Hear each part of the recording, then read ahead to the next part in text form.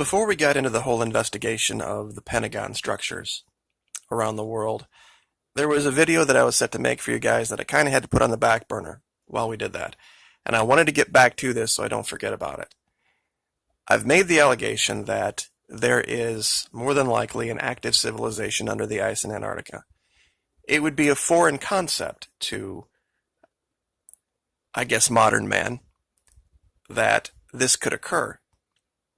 There was a great deal of knowledge lost over the centuries, over the millennia, and if they are who we believe them to be, they could be so far advanced that this would only be a minor inconvenience. They've probably had to adapt. The way they live, how they operate, could be completely foreign. The only analogy that I'll make to this is that prior to the invention of the car, which was around 1900, man got around basically the same way that man got around in the times of Jesus. Thousands and thousands of years, horses and carriages. And then some guy came along and said, well, we can create a carriage without a horse. It's going to run on corn oil. We're going to take all this corn, instead of eating it, we're going to distill it down into oil, and we're going to dump it into the machine, and then the machine's going to light up all these explosions. And at that time, that would have been grounds for being committed, making statements. Yet look at 120 years later where we're at. Now, this is what I wanted to show you. Now, many would say that's just the way snow drifts. But it looks vaguely familiar. Do you notice how the snow is drifting around certain areas and not around others? You see, if you're making the allegation that these are just random blocks of snow, then tell me, why is it almost all of these random blocks of snow have places to walk in? There's a hole here on this one. And I can show you dozens more. Here as well. Almost every single one has something that looks like a door on the side of it. Some way in, some way out. And very strange things around it as well. Things that almost look like different types of craft.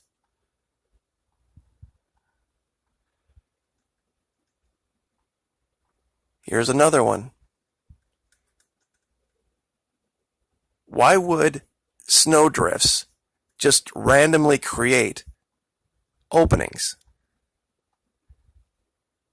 into them that a man could walk through? Here's another one. Here's another one. And you go through each one of these blocks, and literally every single one of them has a door. Now, I've seen snow and ice act in very strange ways in very cold weather. And yeah, can it make these kind of, I don't know what the word you would use for, kind of jagged structures? It sure can. But with paths and doors and walkways on literally every single one of them? See, this is the more mundane, not so exciting evidence of life. I mean, there's very few here that I can't show a doorway into. Some way to navigate in and out of. And as you pan out, it starts to make sense. I can show you 6 just in this picture.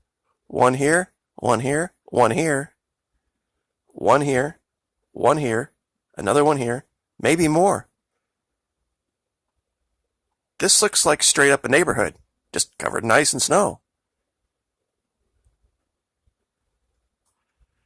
You know, that they don't make themselves part of our society? Well, can't really blame them at this point. But I'll show you a couple other things before we get out of this video. Now, this was kind of a tough one because there were so many different things in the area. And it all just kind of looked the same, like it's frozen over. There's water, and for some reason the ice here is very clear, and you can see through it. But I noticed something, and tell me if you kind of see the same thing here. I'm just not sure if it's just not me. Does this right here not look like it could be a modern aircraft carrier? You've got the tower, you've got the launch platform, and this one here, and they look like they're grounded. I mean, look, I'm not making the allegation they're in use. But these look like ships of different style and type that maybe were flash frozen.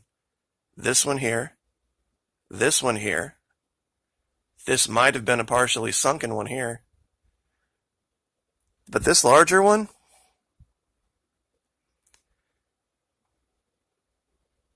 I mean, maybe they had the same idea we did at one time. I do know that there was an idea that was, pardon the pun, floated around in World War II about creating an aircraft platform literally out of ice that they could get these large chunks of ice and carve them away and somehow put propulsion systems on them and use them, for periods of time, of course, until they would they were going to mix the ice with sawdust or something like that and glue, and it got shot down. It was something that was floated around during World War II. But this looks like 4 very distinct ships in clearly a state of disrepair. But I don't know, what do you think? And right next to it, when you talk about the flash freezing and the things that could happen, now look at the shadow underneath, the part that's above the water, and then the other part back here. Could this possibly have been some type of large sea creature caught in mid-breach? I know it's kind of a tough one, because you can see this could be an island, and the change in the water around it could be just because of the island, and that could very well be. But when I looked at this, I'm like, that really looks like the shape of a very large whale. And this could just be a part that's above the water. And what's the last thing? All right. This one, I thought Google Earth Pro was malfunctioning.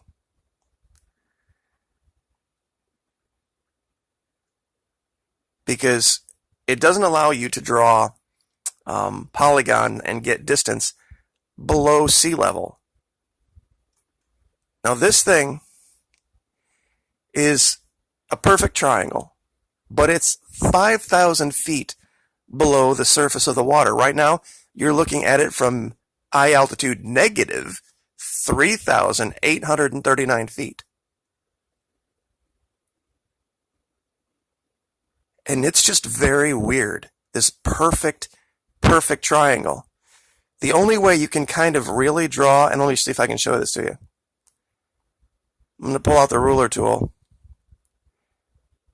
and I'm just like polygon to draw around it. Now it doesn't look like I'm drawing, does it? But the numbers are popping up. Now watch what happens when I zoom back out. You see, I did draw the polygon, but it's up here on the surface. And you see how it moves around in relation to it? It's about 1,300 feet around.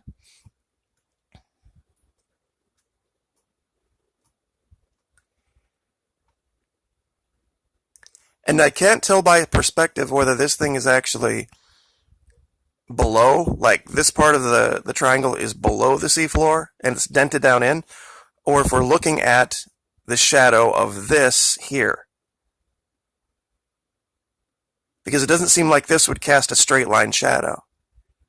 But it also doesn't seem like this straight line would cast this jagged shadow. But it might, depending on the angle of the light from the left. So very, very weird. And right next to it, something here that's got this purple glow to it. I can't really explain it, but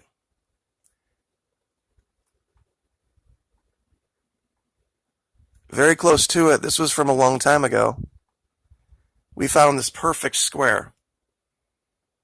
And it doesn't change throughout the years. You can take this through, we're looking at the 2011 image.